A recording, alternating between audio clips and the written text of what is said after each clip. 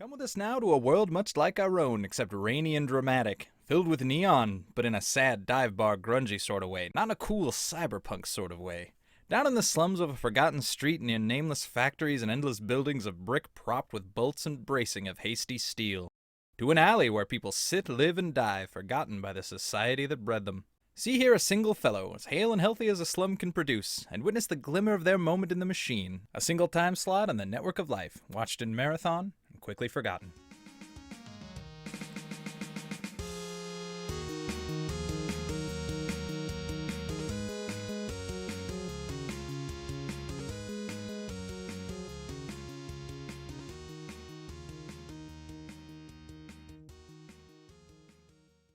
Our story begins in an alleyway, a sort of wide, a wide but still somehow cramped alley between two old brick buildings.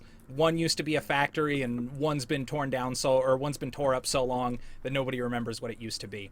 And we have just kind of a shanty town in the middle of here, with people just kind of living under what little cover they can stretch across the alleys. People don't usually pay attention to what's going on here, so it's a small kind of not tight knit, but as tight knit as the kind of sort of brothers in suffering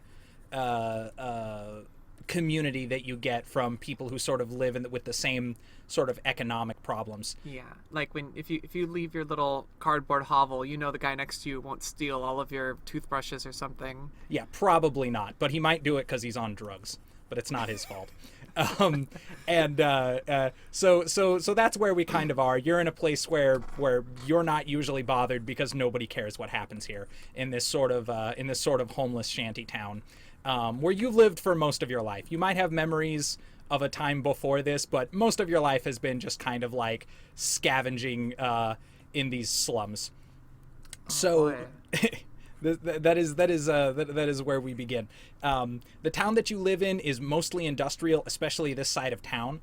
The only people who are usually like through here are like kind of factory workers, or occasionally there are like private security guards who are in the area to protect the factory workers, for exactly that purpose. Like, because there's a lot from my neighbor who's strung out on drugs again. They are less than kind because they are not required to be. Most of them are recruited, like literally from people who live here. So you may have known some of them before they got a badge and a nightstick and a taser and no accountability. Oh wow! It makes it a little bit tough, but it also means that they sort of know people around. So in some ways it's better, in some ways it's worse. In the middle of a night, a bright, horrible halogen light shines down this hallway, and for a minute it seems like there's gonna be like a police raid or something as people come into this alleyway. They're dressed like security guards, but you don't recognize them, and they just kind of start turning over hovels and knocking shit over and picking people up and asking them questions. Some people are scattering, some people are kind of like standing up to them, and there's sort of this mix of like this blur of conversation and confusion, and the people are the guards are kind of like talking, but they're mostly clothed. You can see their mouths, but they have like almost these like riot helmets on, and like the kind of thick visors to cover their faces. You can tell them apart at a glance, but they definitely are wearing an outfit that is designed to make them anonymous. And there's something weirdly familiar about them. But anyway, they start kind of bullying their way through, kind of knocking into shanties and stuff. There isn't really a way out the back of this alley, so people are kind of just at the mercy of this wall of person. Can I run to the back of the alley with the other people who scatter? Yes, you can. Yeah, a lot of people are moving that way. Some people are being kind of pulled forward. Some people are being taken aside. Some people, they're just kind of picking them up and let them go. In the dark, under the light, it's hard to recognize any kind of pattern. They're just kind of corralling through and occasionally stopping people. You can hear, kind of over the sound of the engine and the arguments, you can see some people being taken aside and like spoken to. They don't seem to be like being interrogated, but like one person will be like roughly thrown out of the way, and then another person, somebody will be like, hey, can I talk to you for a second? They're taking them off to the side and like asking them a couple of brief questions, and there's a few people kind of being moved up against the wall, and everybody else is kind of being shuffled out of the way until they make their way kind of to the back of this alleyway. It's maybe I don't know, like 200 feet. It's not like really deep. And then back here, there's just kind of a big wall with, Yeah. more people kind of living there. You being a sort of particularly healthy looking, not a drug addict, like you look like somebody who is homeless by circumstance. I look, at a I look glance. skinny like I haven't eaten in a while, but not skinny like all I eat all day is methamphetamines. Yes, exactly. Maybe she's born with it. Maybe it's methamphetamine. That may not be your story, but that is how it looks at a glance.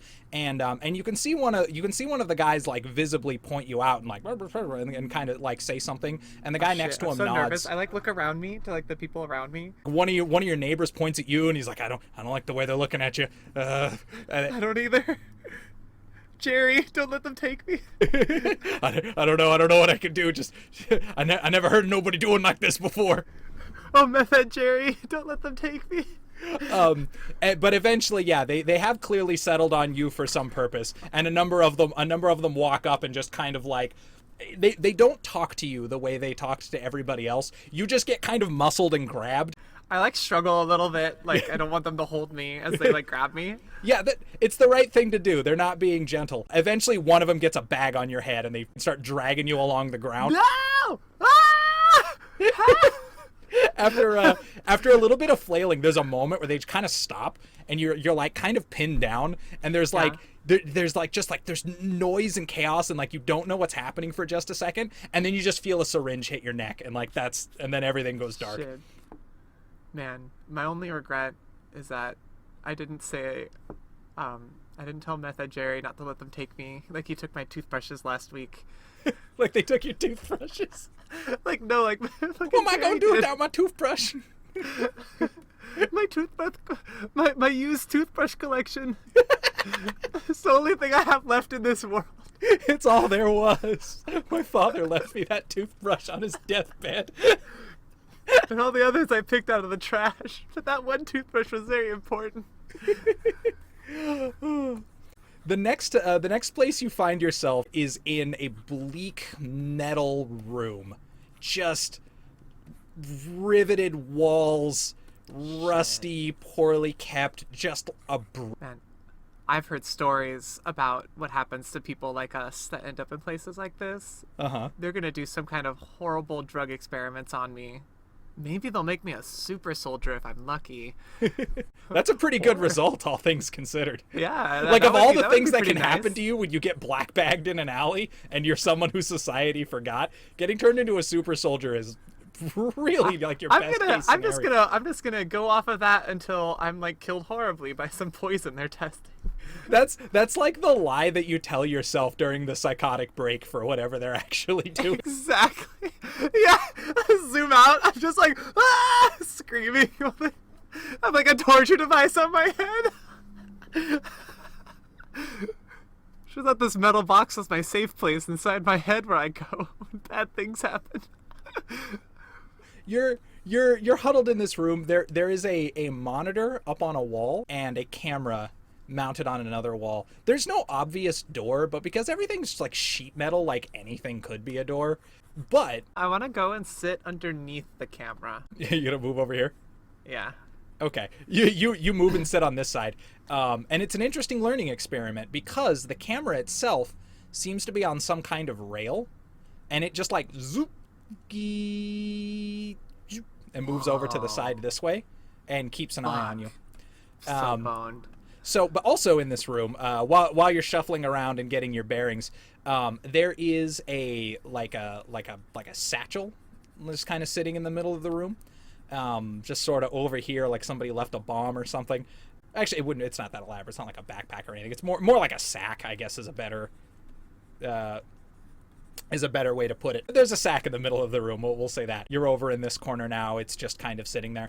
There is an extremely dim amount of like ugly red light, like just like miserable murky red. Okay, I just remembered. I think I know what's happening here. I've heard of something like this. It was an ancient like entertainment film. I think they probably have like a bomb inside of me or something. I have to do some horrible crap to try and like get out of here alive or something, or I'll blow up. I'll have to like cut my leg off or something. I don't know. I never really saw it. I heard about it. It's really, really old. It's in is this ancient rumor. Some say they made a film of it once. I hear it was a documentary on actual events. just generations of telephone and nobody having a DVD player anymore. No one's had a DVD player for 50 years. Those are in museums, not in people's houses. It's like Betamax. It's just like, or like Laserdisc. It's something that like no one's got one except people that collect them, and no one really knows why. Why do you collect Laserdiscs? I don't know. I just think they're cool. It's nostalgia. Why do you have all these DVDs? I don't know. Just like, well, my granddad had them, and I thought it'd be a cool hobby, you know. Yeah, I have like this nice antique DVD player, so like sometimes when friends are over, you know, you can't really match like the quality of it. Like some of these films were just like meant to be listened to on DVD with a commentary on. Oh boy! So to get the real experience. So I've got that bag in the middle. Uh-huh. I'm just gonna sit around and like keep looking around the walls for now. It's quiet. The camera like kind of stays on you. You definitely get the sense that it is a security camera. After maybe like 10-15 minutes, a little timer comes up on this screen, and it lists 4 hours. Huh. I'm gonna go check the bag. Make sure they didn't put a bone saw in or something. It's actually full of food. It's got like bread that's losing a little warmth, but was definitely kind of fresh when it was put in this bag. There's like some apples and like a couple granola bars, some like tinned meat. It's just like a small medley of food. I'm so hungry. Jeez, I don't even know how long it's been since I've eaten. I just realized I'm really, really hungry. You're dehydrated too. Oh, there is water as well. You're dehydrated too. It's been an indefinite amount of time. You've got that grogginess where like you could have been out for 15 minutes or you could have been out for 15 days. Like anything could be true. I'll drink some of the water and eat the apples. I figure it's gonna be harder to lace poison into an apple. The apples are fine. I mean, they're apples. Shit, I haven't had an apple in years. Maybe your life. I'm pretty stoked on it. So yeah, they're not top quality by our current standards, but they are an apple. Wow. Like how long has it been since you've had like fruit, you know? Like real nutrition. The water seems clear, it seems fresh, it has like that good kind of pure taste. It doesn't taste like runoff or like it's boiled or anything. And after I finish the apple, I'm gonna start eating the bread too. The bread is nice. Also, in the bag, as you're like kind of going through the food, there's a little like plastic, almost like a pill bottle, but not a pill bottle, like just a little plastic container, and it has 2 of what look like vitamins in it. I'll hold on to those. Do I have clothes with pockets? It's a good time to look down. You've been stripped down basically to your skivvies. You have kind of like bike shorts on, like just kind of like down to the thighs, like shorts, and then just sort of like a sports bra style top. I'm gonna stick that pill bottle in my bra. Also, you notice your bra has a number on it. It has a big 83. It's not my favorite number, but I guess we'll make do. That's what you. I'm gonna eat the granola bar. I'm just gonna eat all the after I started eating the apples, I'm just like, oh wow, this is actually so good. And then I'm so hungry from being it becomes irresistible. Yeah, and I just eat everything in the bag, except for the pills, which I put in my bra. It's very satisfying.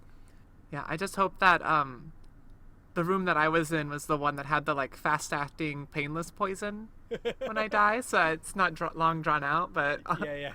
I'll take the risk for some real food. So you've eaten and you have like a moment to settle and kind of calm yourself, and things kind of are all right. And then this TV changes. So it goes from the 3 hours to it goes kind of blue for a second, and then it cuts to a set. So it cuts to a set. There is a man standing. It's too tall. There is a man standing in a ring of lights. You can see an audience behind him. He is wearing a fucking gorgeous, like leathery red, shiny fucking suit, like the type of outfit that only a game show host would wear. I'm gonna pull up a seat in front of the monitor and like hug my knees while sitting on the floor, just like watching it. He has got like stripy pants, and he is standing there with a microphone. He is addressing the audience, and in turns addressing you. There's like a cheer, and he's like got his hands up, like you can tell the show has just begun, and he's like just coming on stage, and he gives out a big like, welcome, welcome, welcome everybody. That's right, it is time for another round of the show. Who's excited? And he gets like a big cheer. All right, I know, but you all know the rules, but our contestants don't. So, and he takes a couple of steps forward, so he's like a little bit closer, and he's kind of looking right at the camera. He's like, so our numerous contestants, I hope you've had something to eat. You'll get another hour of rest, and then the game begins. There's so much to do. So, let's go over the rules. So, you will soon be gifted your tools of survival, and choose wisely because they will be all you have until you get another one from another contestant. And beyond that, survive. Go from room to room. It's so easy. All you have to do is get to the end, and you get a fabulous prize beyond your wildest imagination. And we know the prizes are great, don't we? And the audience like all starts cheering, like, that's right. I like mutter myself. I hope the prize is just not getting murdered. Is this anything but a bullet? Anything but the Running Man ending? Anything but being murdered by another contestant sounds like the prize is gonna good be. Fucking win. The first person to make it to the end of the maze will win the prize. And you know what the prize is, don't we all? Oh, it's so beautiful. It's so simple, and you'll have your choice. Oh, trust me, trust me, trust me, trust me. Behold! And he turns around and he shows like behind him there's like a big monitor with a question mark on it, and he points the other direction, and there's a different monitor with a big question mark on it, and the audience is reacting like as if they can see what it is, like they're like, ooh, and whoa, like a big crazy cheer. But for you it's clearly like a non. It's like pixelated, like just like actively edited it over. Yeah, it's clearly like not for you to know. There's like a blur of something happening with just this like artifacting and a big stupid Riddler question mark over it. And he says, and the final thing to know for our contestants, do remember this because it's very, very, very important to win. Upon your entry into the maze, you will receive your vial. And he holds up like a weird looking little, like it looks like a big fuse, or like just like a sci-fi tube with like a glowing substance in it. It's like a weird kind of like toxic green color. And he says, now, for those unfamiliar, you may not have seen the show, our contestants. You're from all walks of life, and not everyone's owned a TV before, don't you know? Ooh, from the crowd. Some of these people might not even know what a TV is. Laughter. Everybody's clearly into it. So, so your tube are your nanobots. You can eat them, use them, devour them, spend them at any time. They'll cure all your ailments. But in order to win, you have to present one of these tubes to me at the end of the maze. If you don't have one, game over. And like just like a guy walks on screen. It's just like one of the security guards, and he's holding like one of those like rivet guns you use to execute cows. So if you use it, you better make sure to get another one, and you better believe that no one is giving them up without a fight. So get in there. Get your prizes. Win big. Escape the miserable slog of nightmare life that you were born into. Rise above and be one of us. I'm drawing his gestures when I could be making them. I'm so used to not being able to. He's got like 3 arms. So, now I'm gonna entertain the audience here. We are gonna start our preliminary rounds while our contestants are being prepared. So, will our fine and fabulous orderlies please help our contestants out? And he turns around, and you can see people kind of moving in the background. I'm gonna take my pills with the rest of the water, but keep the tube in my bra. Like, well, at least they're not trying to kill me right now. I better take the. It's a start. This door makes a noise, like a kind of rattly noise, and then you hear a like. sort of like gas being released sound, and you get real woozy. After a couple of seconds, a couple of guys walk in. They are definitely dressed the same as the people who took you from the alleyway. They just kind of come in and like sort of limply grab you under each arm. You find yourself very like just like sort of like noodly. Like, I had one more hour. We want my hour. You have your hour, sir. So they take you out of this thing down like a hallway. You can kind of see what's going on, but it's very like in and out. You're almost like you're kind of almost like blacking out in between. And as you walk past, you're kind of going past like doorways and stuff, and you can see other people, but there's just sort of blurry outlines. You can't quite tell what's happening, but you can see them being like strapped into things. And you're led down a couple of doors. Occasionally you hear people making noise, but mostly it seems like everybody's kind of woozy, just like you. Excuse me. And then they take you sideways through one door, and there's just kind of like a medical bed there, like the kind that you kind of like strap someone face up. I don't know if those exist in real life. Like a kind of medical bed, but the sci-fi kind that probably doesn't exist, where you strap someone like standing, like completely standing. Like one of these deals. And they just kind of plop you into it, and then little restraints come out and like ka-ching, ka-ching, ka-ching, ka-ching, ka-ching. And then everything just kind of goes dark for a minute. So you're strapped in, and then you can hear like some bzz, you can hear noises and stuff happening, but you just kind of like fade out, and everything goes dark. That's when they're putting the bomb in. So, yeah, that's where they do it. Why wouldn't they just strap a bomb to your neck at that point?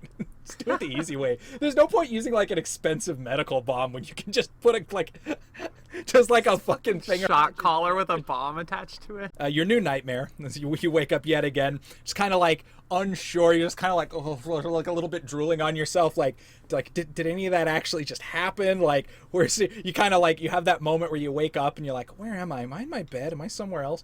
Am I? And you're in a very small containment thing. And you are looking at a number of objects in, these are like alcoves, little alcoves on the wall. You can see things above and below them, that are meant to snap shut.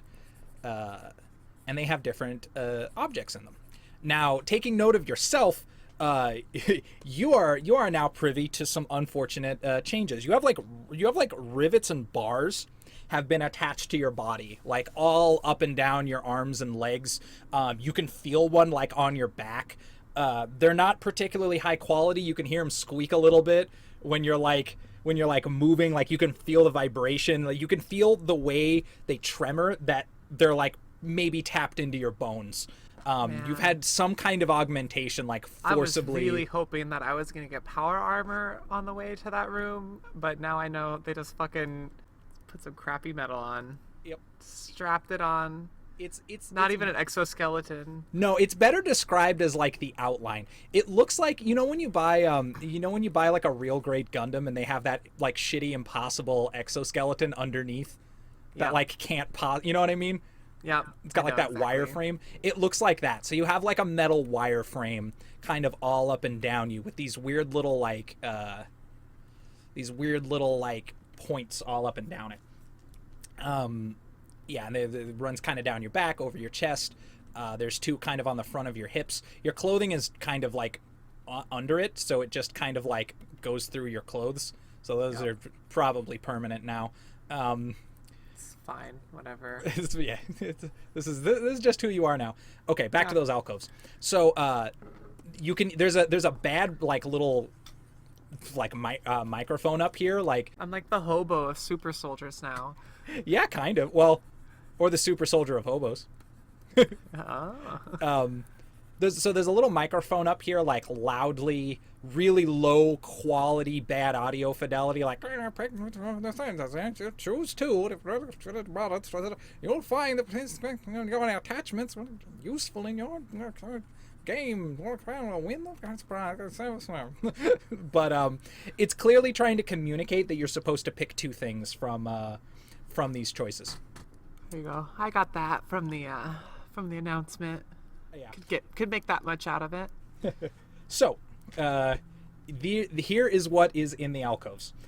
You have been chose to choose two. They are labeled, thankfully. They don't have descriptions or instructions, but they are labeled. So in one of them is like a little, hang on, we're gonna get bigger.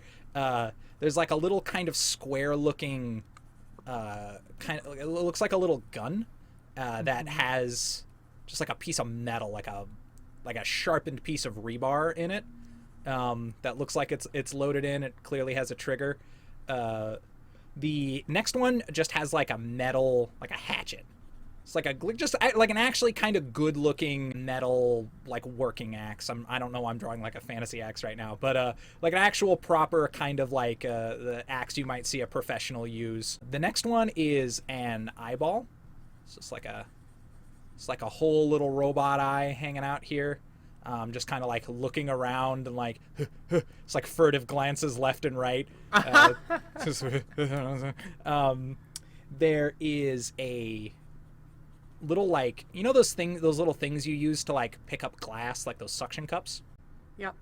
There is one of those, but it's got a little magnet symbol on it. There is a square. It kind of looks like a square flashlight, but it's got like a cover on it, like a lens cover looking thing. There's just like a metal gauntlet, like a whole metal glove. It doesn't appear to have any extra anything on it, but it is steeled inside and out. You would probably have no dexterity holding it, but it is, there is a small like a pancaked like metal thing with little sharpened things on the outside and a button. It is labeled trap. And there is a drill, like it would be like something that you would hold in your hand. The machinery of it would be about elbow to where your finger is, and there's a little drill sticking out of it about maybe half a foot. What will your two choices be? Rebar gun sounds pretty cool. All right, we're thinking about the rebar gun. Yeah. So I'm thinking, I'm not really sure how well I could use a trap. I don't know well enough the kind of scenario I'm going into, whether a trap would be useful. I'm kind of curious about what that little like flashlight thing is. It is labeled flashbox. Oh, I like that. What was the eyeball labeled in the magnet? Bad eye. The magnet is labeled magnet. Magnet. See, it's probably like some strong magnet. I think I'm gonna go with the gun in the flashbox. Is that your final choice? Yeah, fuck it. You're in. All right. Yeah, you reach out. You grab the little. You grab this gun, and actually, as you pick it up down in the same alcove with it, there is one extra spike. Wow. So you have two. I thought I was just getting one. Can I attach the spike to my exoskeleton? You kind of just have to stuff it somewhere. Like you I'll just have to stuff it in my bra. One of the bars or something, like not comfortably. Yeah, it's not great. Okay, but when you pick it up, an interesting thing occurs. So you pick up the gun, you see a little light on it come on, and then down kind of on your, like clavicle down here, a little. You see there's some pips, that are here. Two of them are two of them are lit up blue. The rest of them are gray. When you pick that gun up, one of them turns red. All right. And then you pick up the flashbox, and so you've got that gun like in your hand. This is like the shittiest inventory screen. You pick up the flashbox. On the back of it, it clearly has a little socket that is the same size and connection for the ones on you. Do I have any like near my hand? Yes, you have one like on the top of your hand, and you have one like kind of on your wrist, one on the back here, and then like one on your elbow. Okay. You are decked out like a Lego person. Is there one on like the bottom of my wrist? Like on the, so the box is actually, like if this is you, the box is like this big. It's actually a little bit substantial in size. Then maybe can I like just attach it to like the center of my chest? Yeah, absolutely. And then your other pit turns red. All right. And then the rest of these little things close, and then just like nothing. And then they're just like silence. The little speaker continues to like annoyingly repeat the instructions, and you're I just should have tried to use the hatchet to put it in one to keep it open. Then lose my hatchet when I can't pull it back out. just immediately trade one of those in on a harebrained scheme. But yeah, silence happens. You actually do kind of get your hour. I try and turn on the flashbox. Figure out how to do that. It has a little button on top, so you do have to kind of like press it with your hand. But you press it, and the things open up, and it blindingly fucking high beam flash. It actually makes your own eyes swim immediately, even though you kind of know to close your eyes. It's so violently bright in such a small space that you're like, you got the squigglies on your eyes even at this even with your eyes closed. And then it folds in, and then this little pip goes dark for about 30 seconds, and then it slowly turns back on. Okay, gotcha. That's good to know. You get your hour. You're just kind of in here. Everything's kind of quiet. Nothing's happening. You can, through the walls, you can vaguely hear kind of like stuff happening. Just sort of that ambient noise of like, and sometimes people walking, and like there's something frantic happening, but you are not privy to it, whatever it may be. And then, yeah, you probably judge close to about an hour later, one of the little boxes opens up, and inside of it, there is the tube that the host promised. Whoa, what have I done? There is the little tube that the host promised, the little green tube. Now, this one does have a little thing that you can attach onto your... I was just thinking I gotta attach it on something. Yeah, it has a little clip kind of in the center of it. But yeah, so this one can actually just be attached manually. All right, then I'll attach it on my hip. It's kind of like the belt attachment. Before I do, I definitely look at it and I'm like, wonder if it'll give me powers if I take it now. If you just eat it. Too risky. It's your choice. It's tempting. The only thing the guy said is that it can cure what ails you, but you need to have one to win the game, but it doesn't have to be yours. If I ever get another one, I'm gonna drink it right away, though. That's just chug that thing down. I think I actually want to put it kind of like on my backside a little bit. Oh, you want to maybe like yeah, just so that like if I run into somebody from the front, it doesn't look like they won't see it immediately. Yeah, you have that time to just kind of like quietly contemplate. There's like kind of nothing happening. You're just there like thinking about what's to come, like kind of tapping your foot. Of course, the adrenaline's pumping because you kind of never know when the time is gonna run out, you know. But you're just sort of sitting there in your room. You just hear the like the sound of you getting aerosoled again, but instead of getting groggy, you just like and you just start like amping up, and like you just like you can't sit still. You're like breathing really fast. You've probably been dosed with amphetamines, and that's what I was just thinking. Everyone from my slum knows the feeling. One wall opens in front of you, and it's just kind of there. It's open. There's a hallway in front of you. It's full of just like blinding, flashing like lights of different colors, like really disorienting. And then the door behind you opens, and there's just a bunch of dogs just run out to attack you. Oh, time to run.